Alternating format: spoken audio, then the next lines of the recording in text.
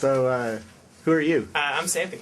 So Sampy. Mike Sampson, I'm a developer on the VB team, and we're here today to talk about MQ and the quality milestone that's coming after WidB before the next version of Visual Studio.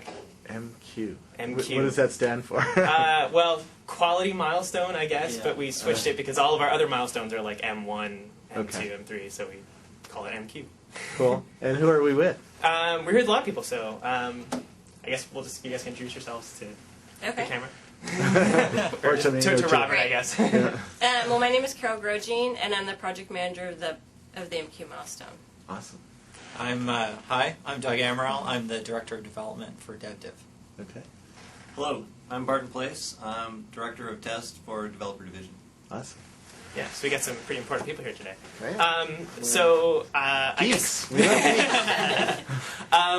I guess we'll get things started with kind of why MQ? Why kind of take this time out of our schedule to like stop developing products and to kind of focus on fixing, or I guess not fixing, but changing the process to kind of, well, why focus on Right. So I'll talk about that a little bit. So the basic concept behind MQ is that whenever you have big, long product cycles with big divisions like we have, you need some time in between those big releases to do some housekeeping, if you will, and also to go back and look at what you're doing and say, are there certain things we need to change? So in our case, we've got some bugs to deal with. We've got some processes to change.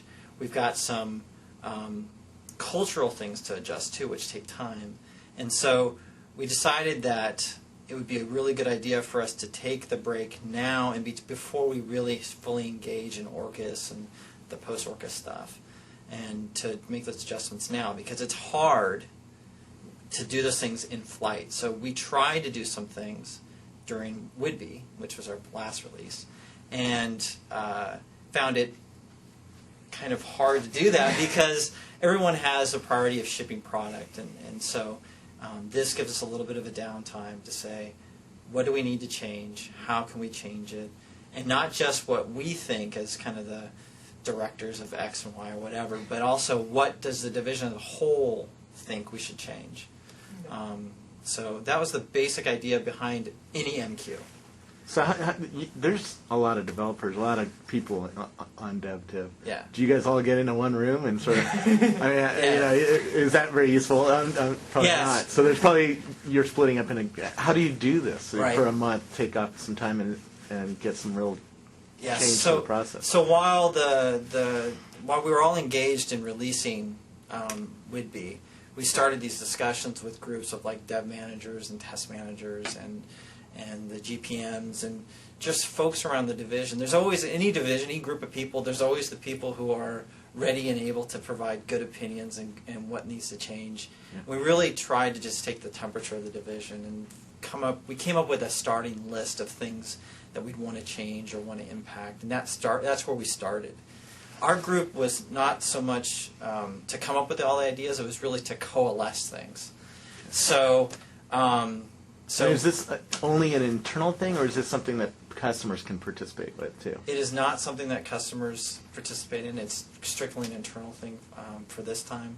The customers, of course, will get the benefit of the impact of the changes. Okay. But until we get completely transparent with the way we do business, I think it'd be really hard for a customer to participate in a way that would be a good use of their time. Good experience. Yeah, because we do things differently in DevDiv probably than a lot of our customers because of the scope and of things we've got to change.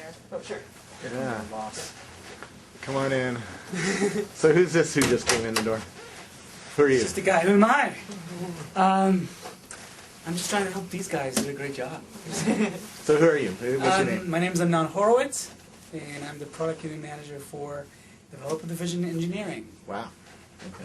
So does somebody like him come to you and say, to the team that's running MQ and say, we need to ship in 16 months instead of 18 months, and we have to figure out how to... I mean, what are some of the driving forces that are forcing you guys to say, we need to change our process here? So, I'm going to monopolize the time here. So, Realizing that.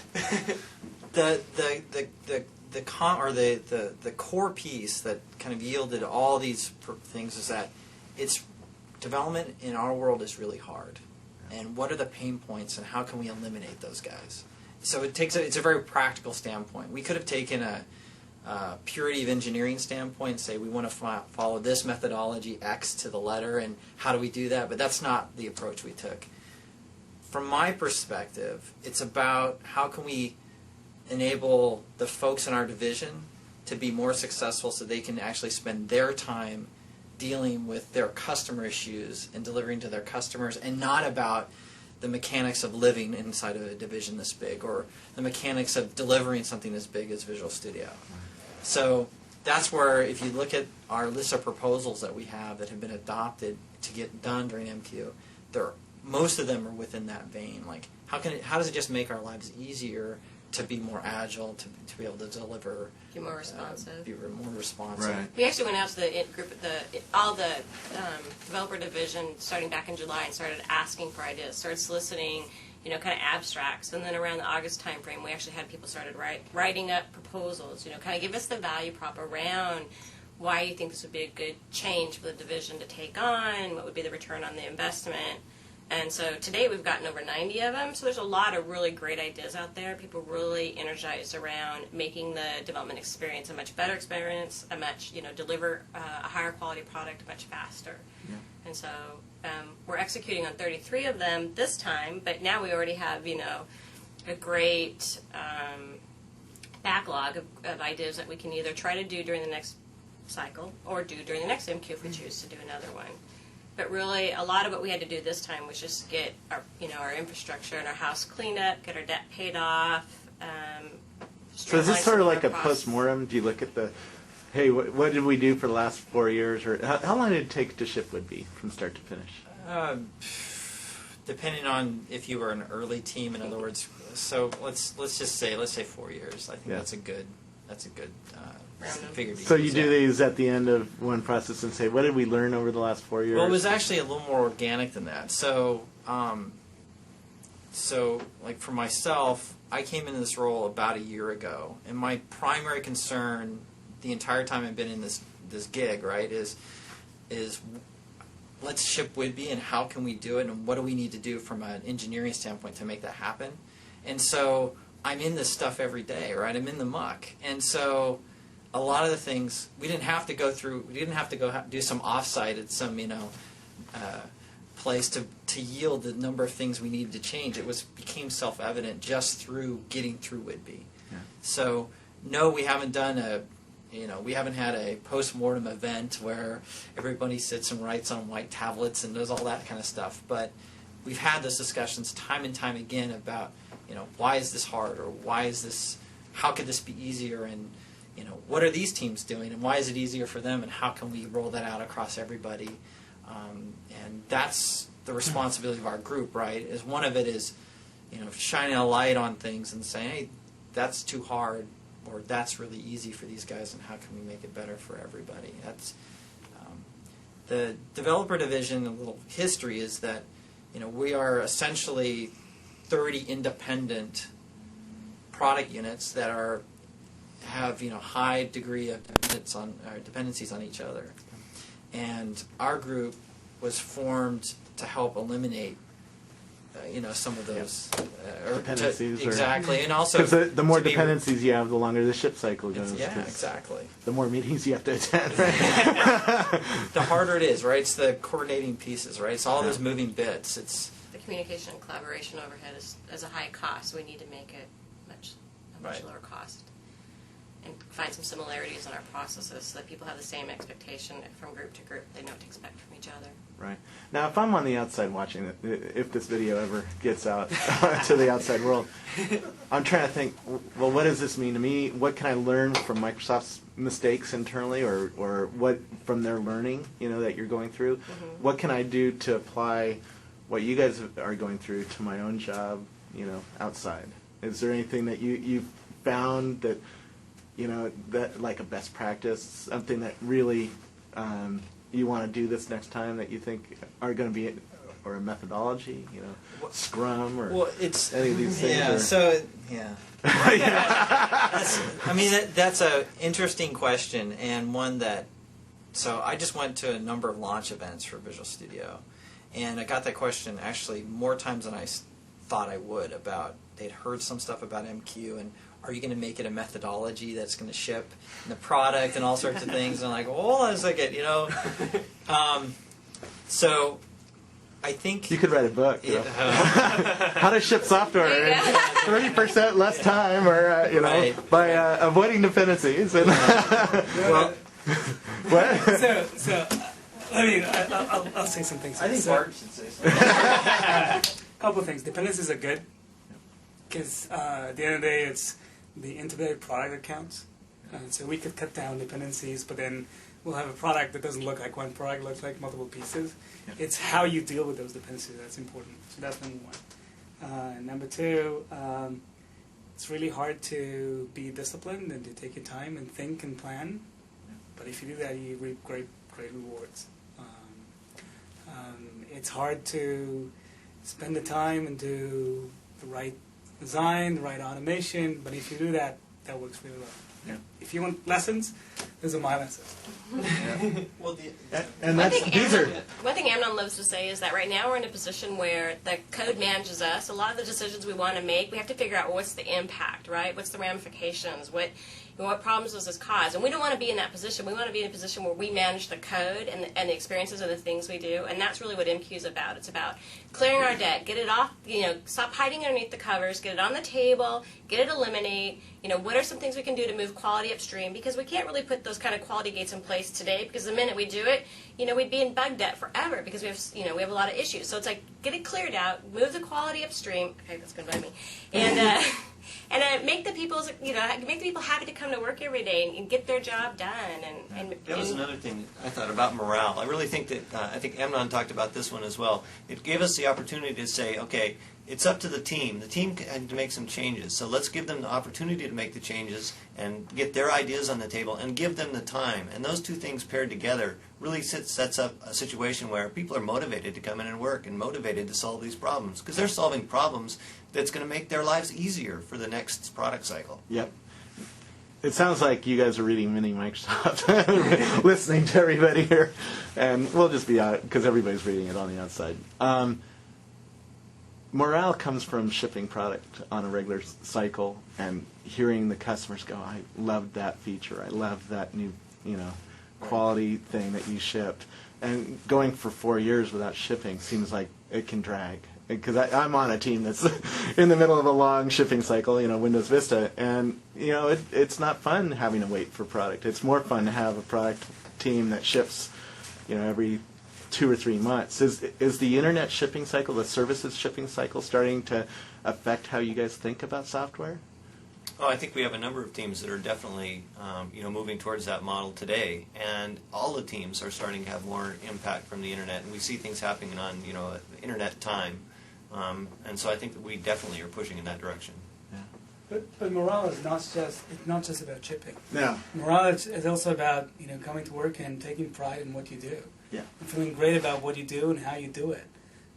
It's not just you don't get high morale by one event every 6 months or a year or 2 years. Doesn't matter how often you ship, right?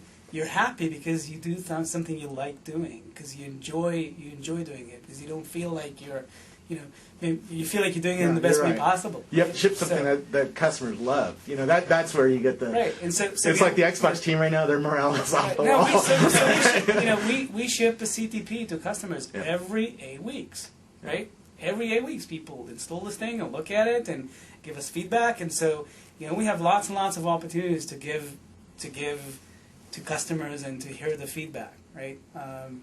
I think part of what we're trying to do with MQ is to give people the opportunity to set things up such that they feel great about how they're doing things, and they feel great about their day-to-day work, and not just about the thing that comes out at the end. Yeah. Is it tough working on a team with that? How many? I mean, there's hundreds or thousands of employees in DevDev, right? I'm not even sure how many. It's a big building here.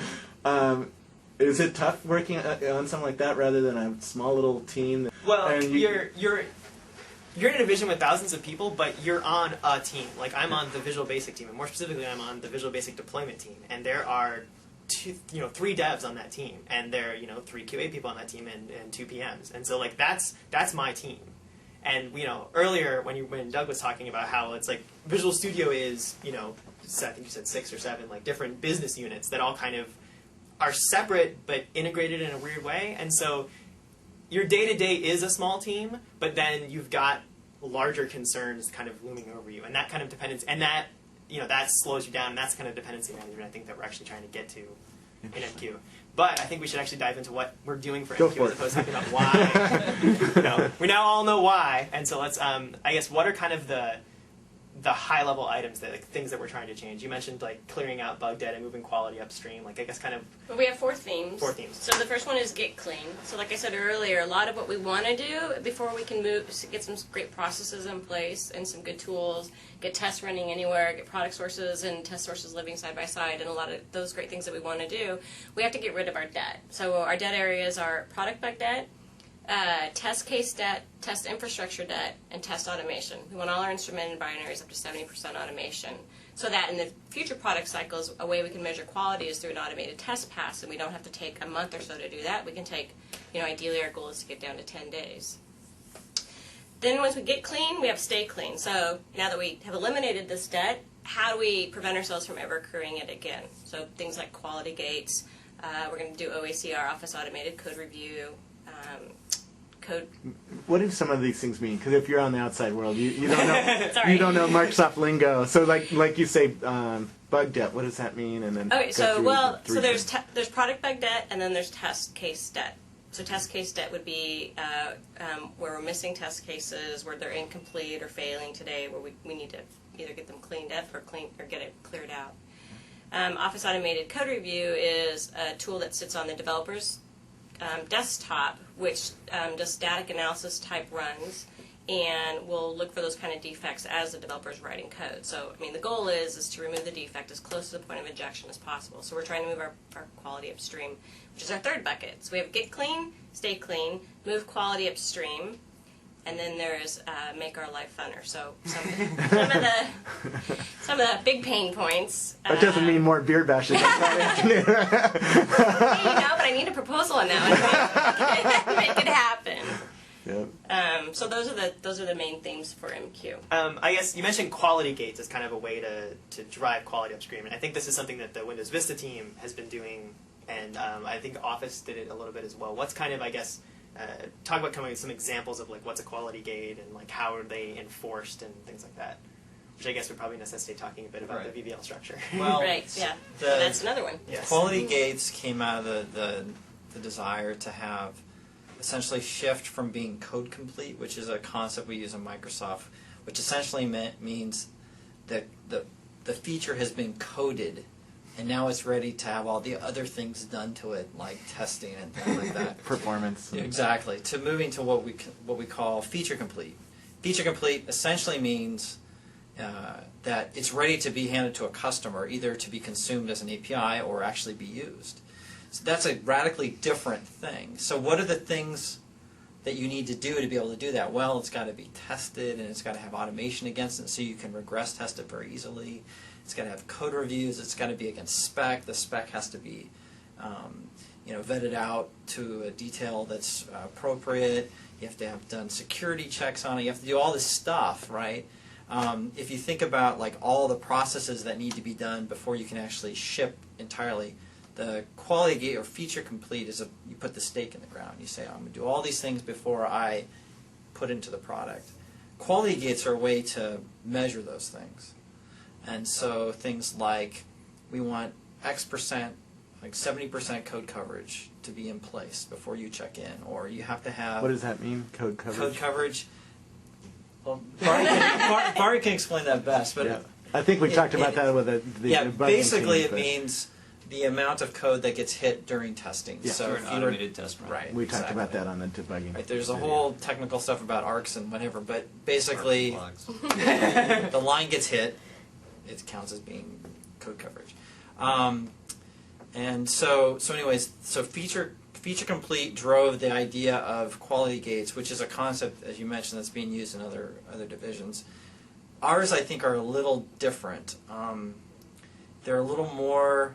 because we're doing them later than what those guys did, we actually can be a slightly more prescriptive. And we also want to make sure that they're their measurement is very automated, so that it's pretty low overhead. But to be fair, even though we didn't have quality gates before, we did have check-in requirements and RI gates and those things. This is just kind of an evolution of where we've come from. I don't know if you guys talked at all about how we do testing, because I worry that people wouldn't understand how we do testing, and we talk about test automation, that we do actually 99-point-something% of our tests are automated, right? Or our test results are automated. What we're talking here is about having discipline to add the little bit that's required in order to significantly decrease the manual testing work we're doing. Because automated tests just work. And what we're trying to attack is... You can't argue with them either. Says it doesn't work. It doesn't work. We're trying to eliminate the manual execution of test cases as much as possible. They're mostly not there today, but there's a certain amount that's still left, and that's what we focus on to try and decrease the length of a test pass. The other thing we're focusing on is making sure that we treat issues with the test and issues with the product the same way. Because today we have distinction between the two. We give preference to issues with the product, and so we sometimes end up with a bunch of test cases that are not working, not because the product is broken, but because the test case is broken. And that's something we need to get caught up on. Yeah. Does this process let you guys talk about your overall feature set at all? For instance, the Office team is just about to release their new version of Office, which has a new ribbon bar. And that obviously came out of a period in time where they said our UIs are just becoming too overloaded with features. And they were hearing all this customer feedback about, hey, I just don't know how to use this thing anymore. And so they went back and really redesigned the thing from ground up. So we have another process to try and figure out how to do this better for the next release. And that's really something you should do another video on. But that's not the focus of MQ. MQ is about engineering side, and not on the how do you figure out what the right value proposition for the product is. Got it. Yes. And I'm going to jump back to test automation for a second. One of the great things that is kind of happening on my team that I think is kind of cool is that when you have all test cases being automated, you necessarily start to kind of blur the line between what is a tester and what is a developer, because testers are developers. They just don't ship their code. They write automated tests against that code. Yeah. And it's kind of, it's cool to see that, like, what a dev, and there's some other proposals that kind of bring dev and test even closer together. And that kind of intimate relationship between people who test the product and people who develop the product, I think, is going to be one of the great benefits of what we get out of MQ, and the idea of, like, breaking down that barrier between us and getting us working together earlier and things like that, and that kind of great stuff. Are you talking about pair programming at all? Like put a developer and a tester in the office? Not specifically. It's more like breaking down the boundaries and having them as a feature team. A team that coalesces around an objective or a goal, that being the feature, and does what's necessary to make it of high quality and a good experience for the customer. It's not about, well, I'm a dev, so I'm writing code, and you're a tester, you write tests. It's about bringing them together and putting a level of accountability and commitment on the team. Right. Interesting. Well, it's all those factors that allow you to ship the product. It's not a single one. So why treat them as separate when you can really treat them together? We use the term feature crews as something we're rolling out during MQ, and ours is, of course, it's a little different than everybody else's, I'm sure. But the basic concept is that you have these group of folks, right? PMs, QA, devs, UE, UX, everybody. They're the ones that produce the feature and produce the thing. So you have to think of it as everybody as a set working together. You can't think of them as pieces down an assembly line. It doesn't work that way. It's much more cohesive than that. So that's what we're trying to capture. Another interesting thing about feature crews is you were asking the question earlier about we're such a big team. Well, the idea on feature crews is you have a very small team, and they maintain that team throughout the life cycle of the whole feature from start to finish. And they have ultimate responsibility for everything about that feature. From the dev to the test to the UE to the PM, they're responsible. And so when we start talking about the quality gates, they're responsible for making sure all those features meet those quality gates. And it's not to say at the end that we get down there and there's automation left to right before we check in, the dev will probably end up helping out with that, or even the PM could step in and help out and write automation. And it could turn out the other way around. It could be that we've got so much code to write for this that the tester ends up helping some on writing pieces of code for that particular feature. So a lot of MQ is about just changing the culture as much as getting some specific work items completed. Is this a time for you guys to look at your tool set and change tools, or like source code control, or any of that fun stuff? Because you guys have Visual Studio Team System now that you could consider using, right? I believe we are considering using some of it. I think it's fair to say it's in our future. It's not happening right now in MQ because they're focused on getting their 1.0 out the door, but we're working with them to make that happen very soon. Very cool. I guess the great part about Feature Cruise, I hate to keep jumping topics like this, but this is fun. Yeah. but I think it helps everybody watching at home to get an idea of what Microsoft's culture is like, what kind of thing we're going through right now. So. The great thing I like about this, you mentioned that we're such a big company. One of the benefits of the Feature Crew is that you gain all the benefits of being the small team, but you gain also the benefits of being a big team. We all go to one place, which is main, and integrate and work together. But when we're actually getting stuff done, we kind of draw a little line in the sand and say we're going to go over here and kind of get our stuff done as a group with everybody. And then you've got the great small team dynamics, but also the great division integrated dynamics. Now, we talked with some of the Build Lab guys on another video that's running soon, and they explained how, like, the Windows Vista team has separate labs that people check stuff into, and then that reverse integrates into the main Build Lab. Is that sort of how Woodby or your team builds stuff? Well, Woodby worked one way, and now because of MQ, we're going to work a different way. So okay. Who wants to field that one? I'll take that one. So in Whidbey we had a very spread out and deep tree structure. If you were to draw it, it's looks kind of like a bee tree, right? It's very like this. But in Orcus we really want to flatten that, and the reason is that latency between the leaf nodes kills you, right? So you end up having in a complicated system like early in Whidbey we may have had 6 weeks or 7 weeks or 8 weeks in between when leaf nodes would get each other's code changes. And we have dependencies across that's really hard to manage. And then what the other side effect is you actually end up you get bugs. The only incarnation is in those in-between spaces, which is really frustrating.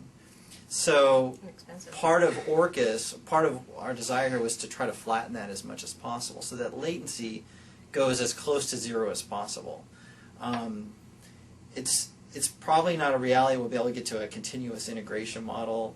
When you say latency, what do you mean? Because latency means different things. Well, I guess it's a term we made up. But basically, what I mean by it is the age of the code that my dependencies are feeding me.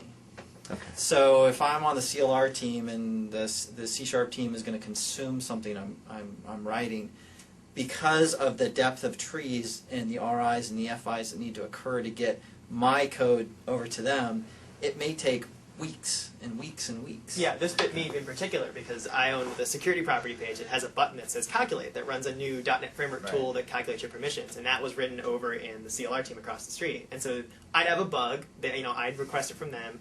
Right. 4 weeks go by, it gets over to me, and there's a slightly thing wrong with it. I send it back, and it takes a while to get over to me. And so that kind of that's just me sitting on my hands with one of my features broken, and we can't get feedback from customers. QA can't work against it, and it's just lag that's just wasting time. And so and it's really insidious because this lag is causing people to sometimes do the wrong thing because they have a sense of urgency to kind of put something into the public tree, before it's ready because of all this lag, so somebody could go use it on the other side.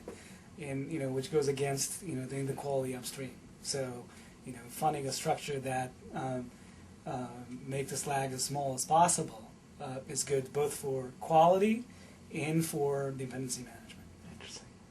You guys are doing things that I don't know of any other company or any other group that because I go and visit a lot of companies lately, and I don't see anybody with this size of team or this kind of problem trying to solve it. So it'll be interesting to see what else you guys learn out of this process, and maybe how it'll change products that'll come out in the future, right? Be interesting. Anything else we should know about? But I think we covered the 4 themes. You guys got any other wonderful insights into MQ? I'm really excited about it. I think it's like the very coolest thing the organization could have done. You know, it's expensive to stop the product cycle, but to recognize that that's the way you change, as opposed to trying to do it mid-flight. We're going to reap great rewards and benefits from doing this and taking the time out. It'll pay back tremendously. Now, how do you know what time to restart? You know, is it just we're taking 4 weeks off and we'll start it up again no matter what, or is it? Did you guys have some goals that you had to meet before you started the process up? Well, it's a milestone, so it's time boxed. So we listened to all the great ideas that are coming out of the organization. We had the general themes of our approach, and so for the most part, we chose to take on what we could accomplish in the time frame and do a very good job on, with the exception of that. The data is something that teams need to take as long as they need to take to get it cleared out. That's the one thing that's not time boxed. It's, if you're going to go past MQ and into Orca, say, for a little bit to get the debt, that's okay. We need to do the right thing. Got it. Well, thanks for spending some time with us and explaining what's going on. Sure. Thank you. Inside the dev organization. One thing I'll add. So You get to. I like hearing myself talk. So you mentioned postmortems. Yeah. There's sort of like a big postmortem, and did we do a postmortem? Postmortems are great. The problem in postmortem is actually taking action on what you find in postmortem. MQ is about taking the action. It's not about doing the postmortem. We actually started thinking about this and putting the team together probably a year ago. And the main goal was to make sure that we create the tools and the capacity and the time to actually execute on the things we learned in the postmortem. So it's not just a postmortem, it's actually taking action on it. That's hard. For you, why share this externally? Why have a little bit of transparency into? Oh, I love because it seems a little bit like dirty laundry almost. Cleaning up the dirty laundry. So there is no doubt in my mind that when people listen to this and then they'll post on Slashdot, look how screwed up Microsoft is. They're not doing any automation. They haven't figured out they need to do automation, and they have bug there, and they have all those things, and that's fine. Every engineering organization has some of these things, some of these challenges. It's important for me to be transparent about it, so people know that there's actually very, very smart and dedicated people here. They're working very, very hard to build great products, to have best-in-class engineering. And all you need is just this culture of continuous improvement. Try to do better next time. Try to do better the next time. And at the end of the day, you always, always, always win. And I think that's important to show the as a whole. There's a lot of self-criticism here at Microsoft. Oh yeah. And most of it out on the blogs. and that's I think that's a great thing. A lot of people are worried about how people are going to perceive the company with all this self-criticism. My take on it is an opportunity. It's an opportunity to show people what we're actually doing about it, which is way better than not telling them and not being transparent about it and letting them guess their own reasons and their own solutions, as the average reader on Slashdot would. Yep. Yep. So Well, thanks for inviting us over for a half an hour. Thank you.